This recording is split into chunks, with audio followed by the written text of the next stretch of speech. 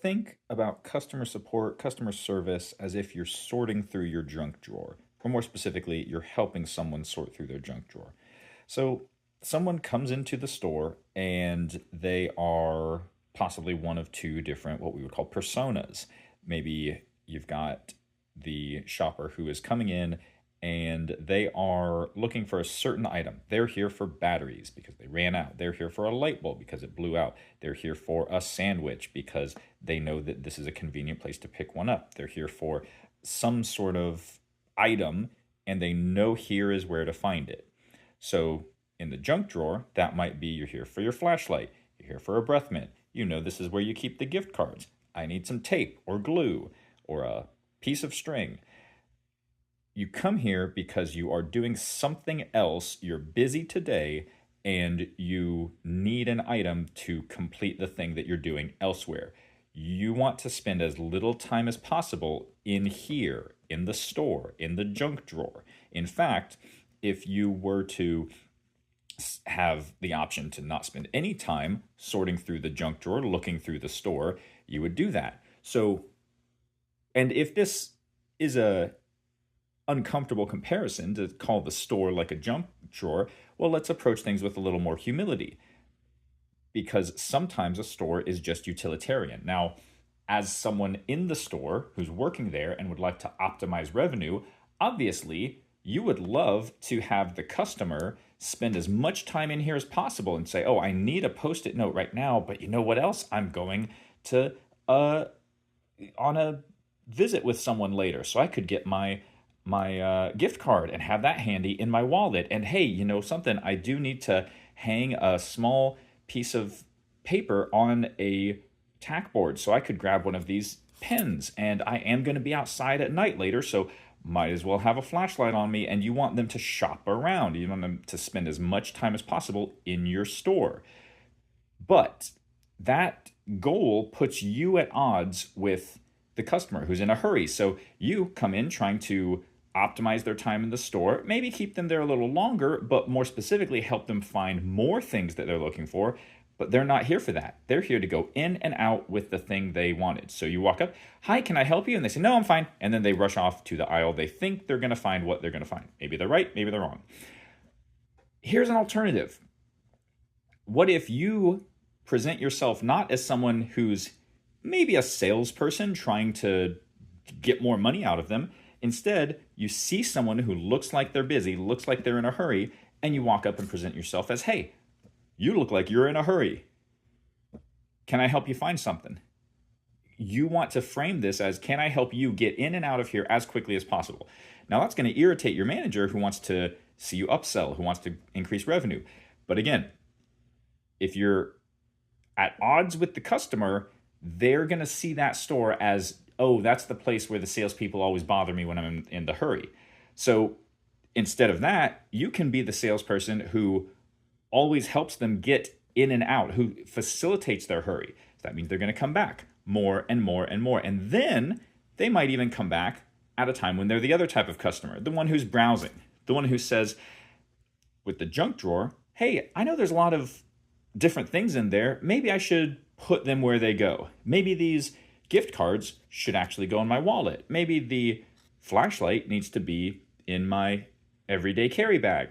Maybe the post-it notes should be in an area where I'm commonly chatting on the phone, where I sit down to do my business for the household.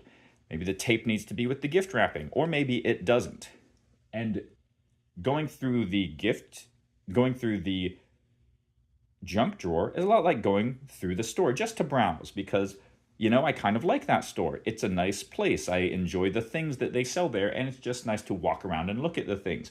Maybe I'll find something interesting. That's the other type of persona, the type of person who is just browsing the store. They're just there to look. They're there to make more of a connection in their mind, not necessarily a social connection, but a mental connection in their mind of what things are available there, where can I find them, and do I want to walk out of the store with them right now? That's the leisure customer. You have the hurried customer and the leisured customer. You can see this also if you're not in a retail setting, if you're in a customer support setting. So you're on the phone with a client. I've had this before where I'm talking to a person in an engineering role, and they have equipment that is not functioning properly. So we need to fix something. And I'm on the phone with them. I'm the guy who's going to talk them through fixing it.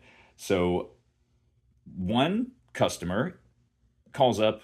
They are putting out multiple fires with other pieces of equipment that don't have anything to do with me. And they have as few minutes as possible. They just want to pick up the phone and say, hey, we're having this problem. Here's what's happening. Please look into that. And I'm on the phone and I say, okay, here's 2 or 3 questions that I need information from you. All right, we'll check on it and I'll follow up with you when we get some answers, and give you an update in about a half hour. And a different type of customer might call up. Again, similar situation. They might be putting out fires, but this one, they are looking to get more of a hands-on support, more of a personal touch. So they call up and say, hey, how you doing? A little bit of a social connection. Say, listen, we do have this problem. They describe it a bit. I talk to them.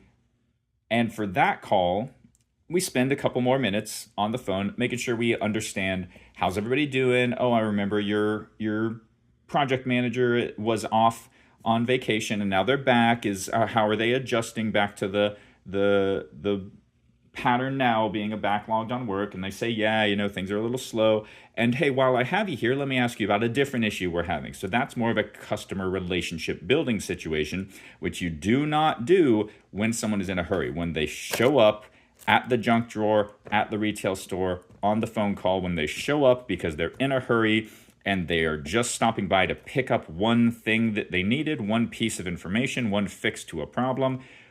If they're in a hurry, you're not there to build a relationship, except by quickly providing them with the solution to their problem. Alternatively, if they are here just browsing, just here to chat, they have some time, they're looking to deepen that interpersonal connection. Maybe they're just bored that day and they want to talk to somebody. Okay, great.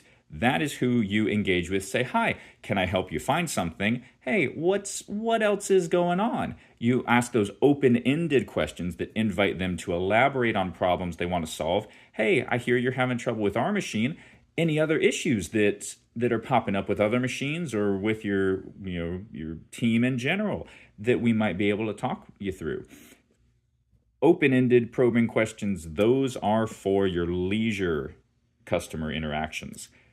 For your quick, down-to-business customer interactions, that's just getting them in and out as efficiently as possible. Don't upsell.